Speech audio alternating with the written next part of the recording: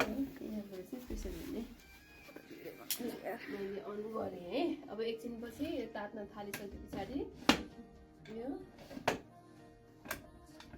यो स्विच चाहिँ गर्न थाल्छ क्या होइन। अब कुनै कुनै च्याम्बरहरूमा चाहिँ सिटी नै लाग्छ, यो ठ्याक्क हरियो कम्प्लिट गरे पछाडि। यसमा चाहिँ त्यस्तो जोरले सिटी लाग्दैन, सिसुइङ मात्र हुन्छ है। अनि कोही कोहीमा चाहिँ धारो पनि हुन्छ क्या तल्लोपट्टि। त्यो चाहिँ किन भन्दाखेरि सेकिसके पछाडि हाम्रो यो प्रोसेस सिकिसके पछाडि छिटो सेलाओस् भनेर चाहिँ भित्रको तातो पानी झिक्न मिल्छ है, एउटा जगमा झिक्ने।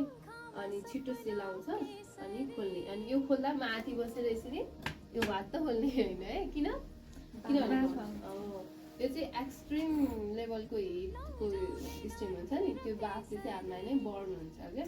त्यही भएर त्यसरी नखोल्ने। सेलाइसके पछाडि बल्ल खोल्ने होइन। यो सिकिसके पछाडि यो मेसिनमा चाहिँ के छ भन्दा यो सिकिसके पछाडि यो प्रेसर रिलिज गर्ने ठाउँ छ, यो खोलेपछि छिटो सेलाउँछ है। अहिले चाहिँ यो पस्दिने, ताप्नुभन्दा अगाडि चाहिँ यो पस्दिनुपर्छ है। अब यसलाई छोड्दिउँ हामी। अहिले यहाँ ग्रिन कम्प्लिट भइसके पछाडि